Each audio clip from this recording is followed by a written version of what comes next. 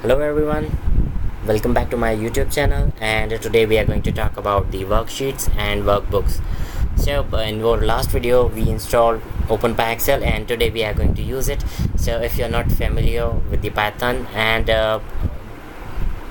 using Excels in Python, then this is the video for you. And we will start with the very much basic, and we will try to create a worksheet and a workbook using Python.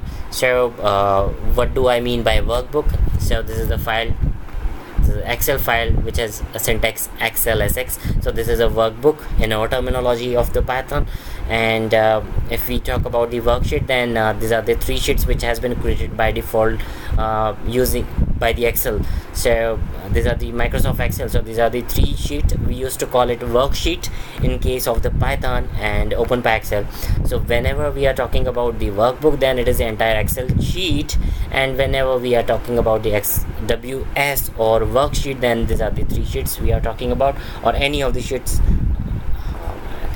I didn't mean that. Any of the sheet which has been created by the Excel. So the first thing we need to do is from OpenPyXL import workbook.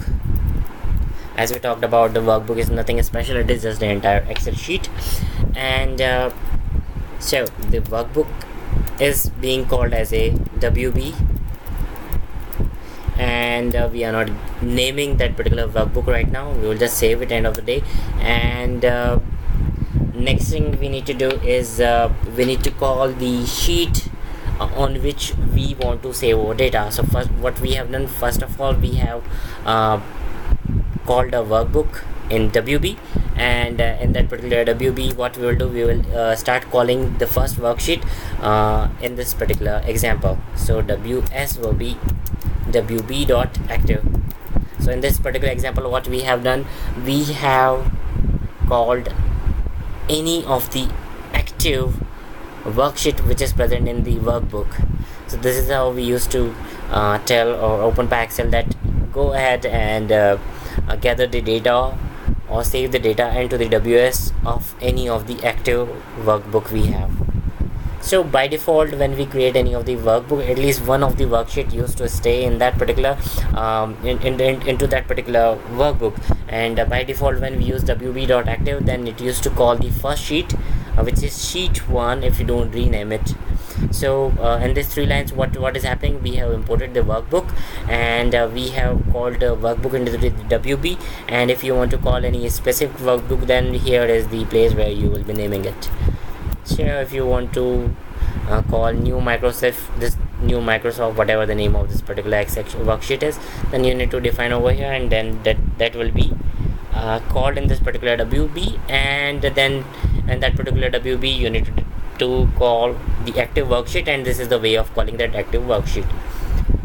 So everything is default in this particular scenario. So we are calling new worksheet, and we are calling new workbook.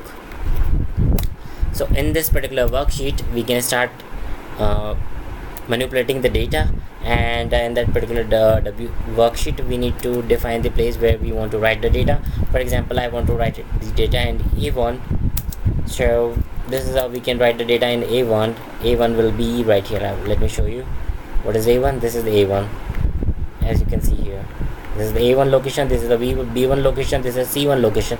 So what if you want to write the data on the A1, then you need to go ahead and in that particular worksheet, you need to write the address where you want to write the data. So this is the A1 where I want to write the data in this particular worksheet.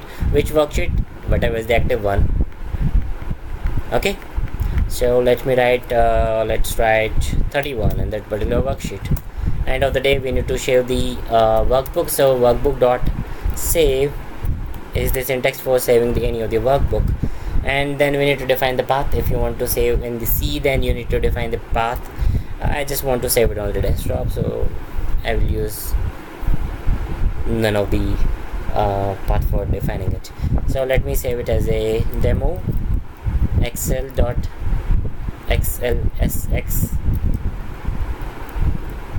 So this is the syntax for saving the Excel file, and let's run it now.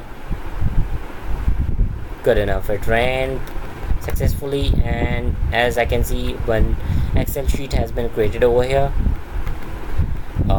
Let me call it workbook, because we have been calling it a workbook, and in that particular workbook we have called the sheet number 1. In that particular sheet number 1 we have saved the data in the A1, as we can see over here. Alright, so we are done with this particular example. So we have write our first data in our first workbook and worksheet. So it was very nice experience for me to demonstrate you about it. And let's go ahead and write a bunch of the data in the A2, B2 and C2. So these are the 3 locations on which I will be writing the data together.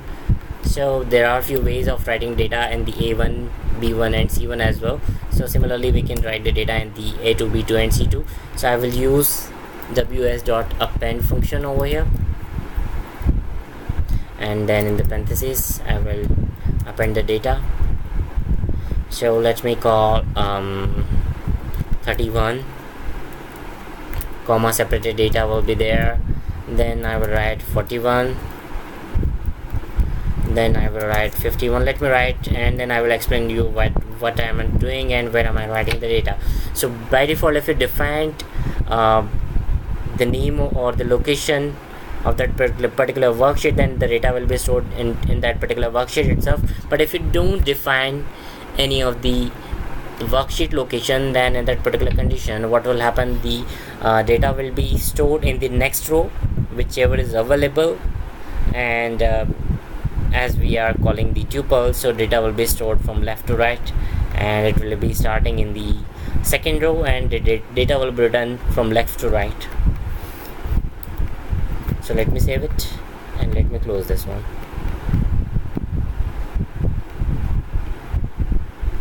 Good enough, we didn't do any mistakes. So let's have a look on it whether data has been stored. Yeah, this has been done.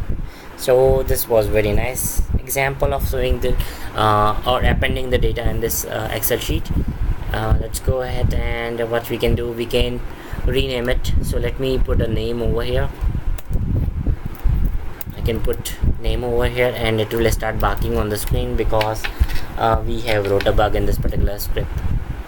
So let's run it and see what happens. As I told you, it will bark on the screen. And what is the reason for it barking on the screen? As we can see, the error says the name has been not defined. Name is not defined, sorry. So name is not defined. By default, if you don't put single quote or double quote, then the Python will start considering it as a variable, not as a string. So if you want to write or save a string, then you need to put it in single quote or double quote. So let's run it again, and this time it should be functional. Oh, did I miss something? Yeah, since I haven't opened it, so since I have kept it open, then it is barking on us.